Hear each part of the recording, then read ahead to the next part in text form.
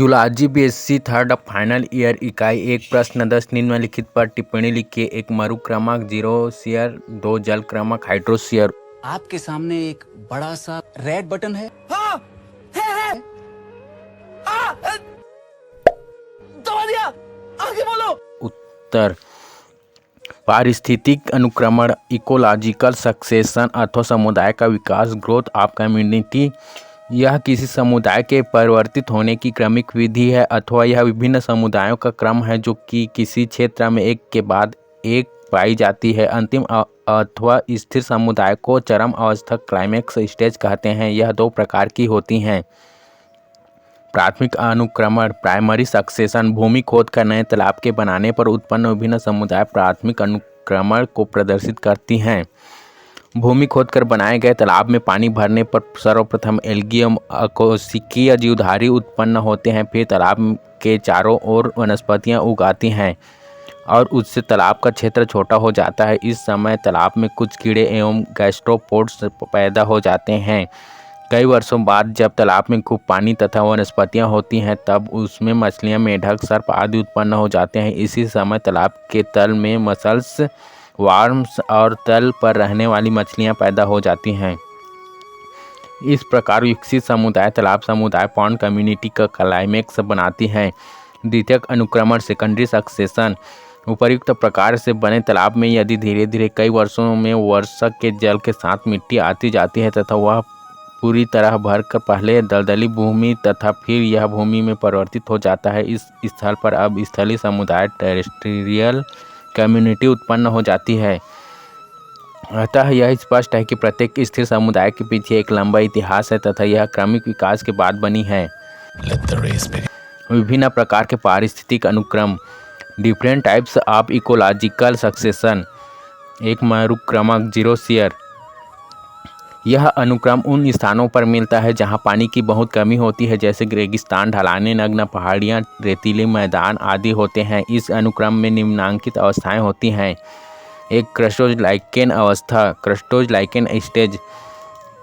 रेगिस्तान में अधिक ताप एवं जल की कमी के कारण मृदा में ह्यूमस नहीं होती। क्रस्टोज लाइकेन वर्षा ऋतु में अपने अंदर काफ़ी मात्रा में जल संचित कर लेते हैं, जिसकी मदद से ये फलते फूलते हैं। इन लाइकेन के उदाहरण राइजोकार्पन एवं राइनोडीना है। ये अम्ल स्रावित करते हैं जिससे चट्टानों में गठन हो पोस्टर निकला हीरो जाता है। ये लाइकेन जब मर जाते हैं तो इन मृत लाइकेन तथा चट्टानों के धूल के कणों से मिलकर कुछ ऐसे कार्बनिक पदार्थों का निर्माण करते हैं जो उच्च लाइकेनों के उगने एवं वृद्धि करने के लिए अनुकूल होते हैं।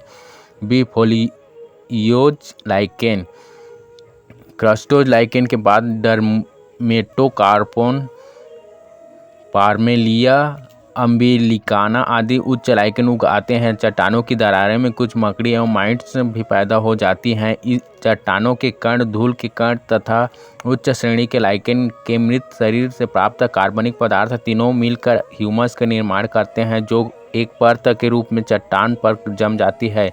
इस मृदा की परत में उचित मात्रा में नमी रहती है। सी मास अवस्था, मॉस स्टेज।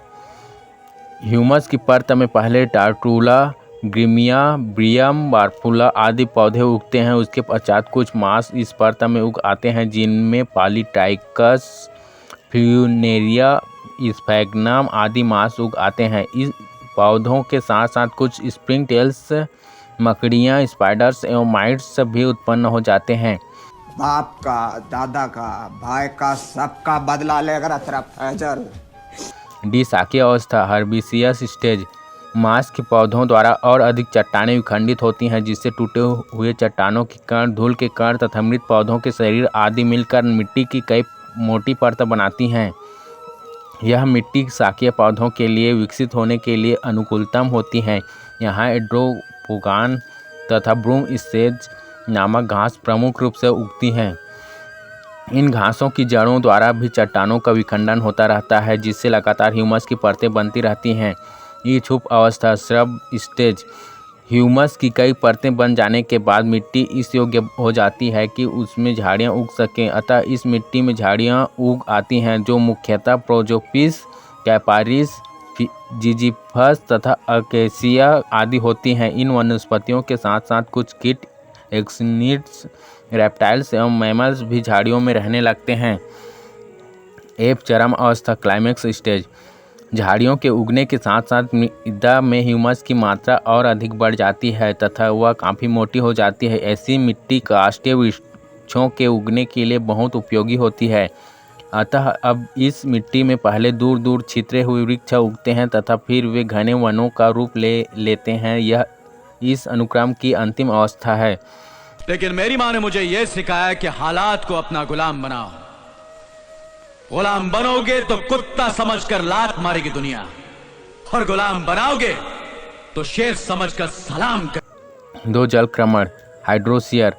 यह अनुक्रम तालाब, झील एवं समुद्र तट पर मिलता है। यहाँ इस अनुक्रम की व्याख्या नए तालाब बनने का उदाहरण लेकर कर रहे हैं। इसमें निम्नलिखित अवस्थाएं हैं। 1. हाइड्रोसीरीज। तालाब बनने की शुरुआत में जल पोषक तत्वों की कमी होने के कारण उसमें कोई भी जीवधारी नहीं पाया जाता। सर्वप्रथम कुछ फाइटोप्लैंक्टन्स उत्पन्न होते हैं जो तालाब की ऊपरी सतह पर पूरी तरह सतह पर फैल जाते हैं। ये फाइटोप्लैंक्टन्स प्रकाश संश्लेषण द्वारा अपना भोजन बनाते हैं। फाइटोप्लैंक्टन्स उत्पन्न होने के साथ साथ ही तालाब के जल की सतह पर जूप्लैंक्टन्स भी उत्पन्न होने लगते हैं। प्लैंक्टन्स के मरने पर उनका मृत शरीर तालाब के तल पर बैठ जाता है, जिससे तालाब के तल पर मिट्टी में कार्बनिक पदार्थों की संख्या बढ़ जाती है, जिससे तालाब के तल में कुछ जलीय पौधे उग जाते हैं। ये पौधे प्रमुख रूप से सेरेटोफाइलम, पोटेमोजिटान, वैलिसनेरिया, यूट्रिकुलेरिया आदि होते हैं।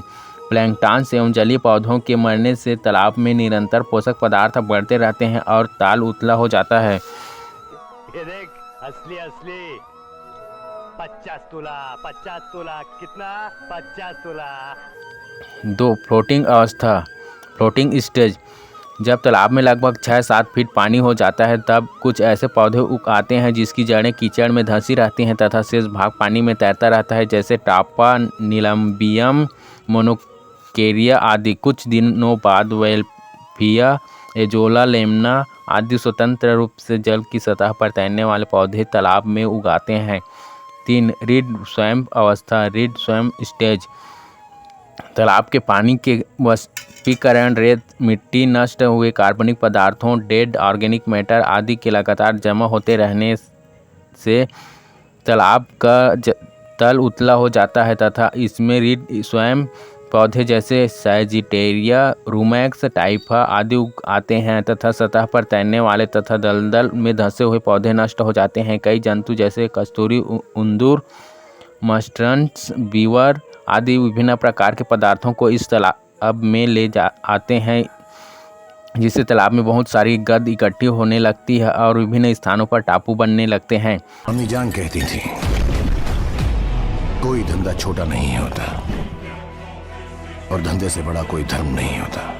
4. मार्समीडो अवस्था मार्समीडो स्टेज। उपर्युक्त अवस्था के बाद तालाब धीरे धीरे दलदल में परिवर्तित हो जाता है। अब इस तालाब में दलदल में उगने वाले पौधे सेजेज और रसेज उग आते हैं। पानी के और अधिक वाष्पीकरण से मार्समीडो तालाब में बन जाता है। कुछ दिनों बाद दलदली पौधे नष्ट हो जाते हैं तथा हरी एवं कांटेदार झाड़ियाँ उग आती हैं। 5. वनस्थली अवस्था वुडलैंड स्टेज।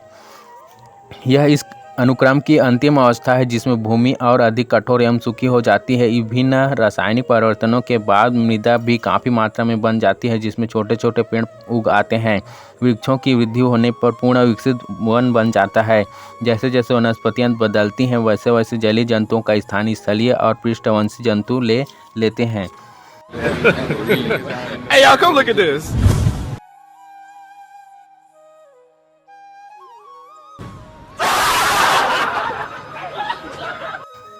3. मीसोसियर या मध्यक्रमक। यह अनुक्रमक जीरोसियर तथा हाइड्रोसियर मध्य की अवस्था है। यह बहुत ही छोटी अनुक्रम है। इस अनुक्रम के जीवों को जल के आधिक्य अथवा अभाव का सामना नहीं करना पड़ता। उन्हें जल उचित मात्रा में मिलता रहता है।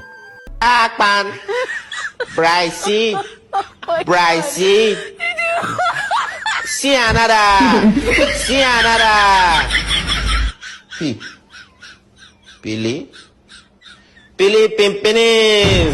Pili Pimpini!